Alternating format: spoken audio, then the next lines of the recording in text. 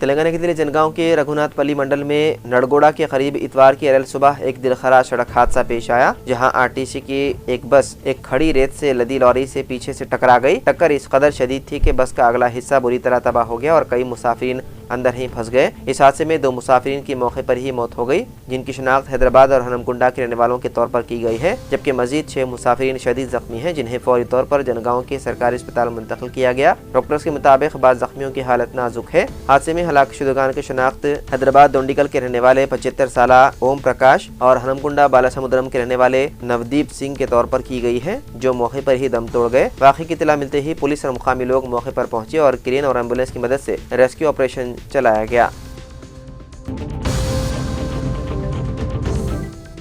हिंदुस्तान में शादियों की सीजन की शुरुआत होते ही सोने के बाजार में हलचल बढ़ गई है। सोने की कीमत में मुसलसल इजाफे के बावजूद लोग इसे बड़ी मिकदार में खरीद रहे हैं। हालांकि घरेलू फ्यूचर मार्केट में सोने की कीमतों में मुसलसल उतार चढ़ाव आ रहा है। इन हालात में गुज़िश्ता हफ्ते 24 कैरेट सोने की कीमत में 3060 रुपये का इजाफा देखा गया। लिहाजा अगर आप आज यानी कि इतवार को सोना खरीदने की सोच रहे हैं तो सोने के ताज़ा रेट जरूर जान लें। आज हैदराबाद में 24 कैरेट सोने की कीमत 1,27,160 रुपये फी 10 ग्राम बताई गई है।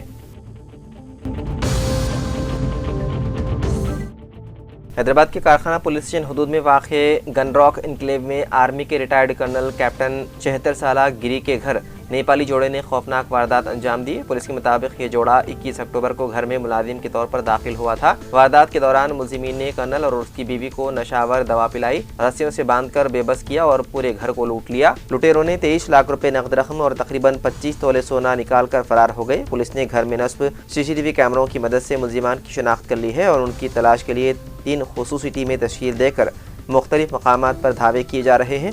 पुलिस का कहना है कि मुलजिमीन नेपाली गैंग से ताल्लुक़ रखते हैं और वारदात के फौरन बाद शहर से फरार हो गए। तहकीकात जारी है और पुलिस ने कहा है कि नेपाली जोड़े को जल्द गिरफ्तार कर लिया जाएगा।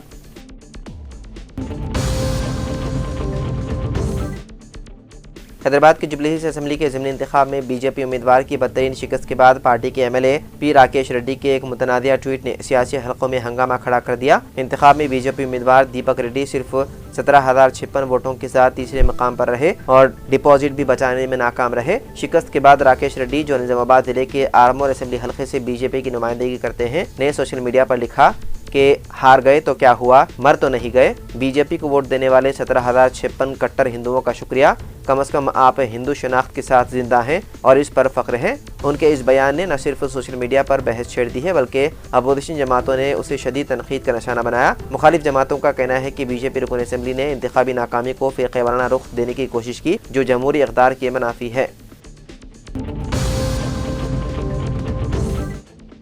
अवाम से किए गए वादों को पूरा किया जाए, वज़ीर आला रेवंत रेड्डी को राहुल गांधी की हिदायत। कायद अपोजिशन लोकसभा राहुल गांधी ने जुबली हिल्स ज़िमनी इंतखाब में भारी अक्सरियत से कामयाब कांग्रेस उम्मीदवार नवीन यादव को मुबारकबाद दी। वज़ीर आला रेवंत रेड्डी, नायब वज़ीर आला मल्लू भट्टी विक्रमार्का, सदर तेलंगाना कांग्रेस कमेटी महेश कुमार गौड़, तेलंगाना कांग्रेस उमूर की AICC इंचार्ज मीनाक्षी नटराजन, खैरताबाद कांग्रेस सदर रोहन रेड्डी ने दिल्ली में राहुल गांधी से मुलाकात की और हालिया जुबली हिल्स के ज़िमनी इंतखाब में भारी अक्सरियत से कामयाब नवीन यादव का राहुल गांधी से तारुफ कराया, जिस पर राहुल गांधी ने नवीन यादव को मुबारकबाद दी और उन्हें ग्रेटर हैदराबाद में कांग्रेस को तंजीमी सतह पर मुस्तहकम करने में अहम रोल अदा करने का मशवरा दिया। रेवंत रेड्डी ने बताया है कि अलहदा तेलंगाना की तश्कील के बाद कांग्रेस ने पहली बार हल्के जुबली हिल्स से कामयाबी हासिल की। अक्सरियत ने मादी के तमाम रिकॉर्ड तोड़ दिए हैं और 25,000 वोटों की अक्सरियत से नवीन यादव ने कामयाबी हासिल की है। पार्टी दराज से पता चला है कि वज़ीर आला और कांग्रेस कायदीन ने राहुल गांधी से रियासत के ताज़ा सूरत हाल, मुकामी इदारों के इंतखाबात और कांग्रेस की तंजीमी जदीद बिलखुसूस अदला कांग्रेस हुदूर के इंतखाबात, बीच तबक़ात को 42% तहफ़्फ़ुज़ात के अलावा दूसरे मसाइल पर तबादला ख्याल किया। बिलखुसूस कांग्रेस हुकूमत की 2 साल कारकर्दगी, अवाम से वादों पर अमल की स्कीमात और प्रोग्राम्स के मुतालिक तफसीली रिपोर्ट पेश की। साथ ही आइंदा 3 साल में हुकूमत के तरक्याती व तामीरी प्रोग्राम्स पर भी बताया है, जिस पर राहुल गांधी ने इत्मीनान का इजहार किया और अवाम से वादों को पूरा करने वज़ीर आला रेवंत रेड्डी को हिदायत दी।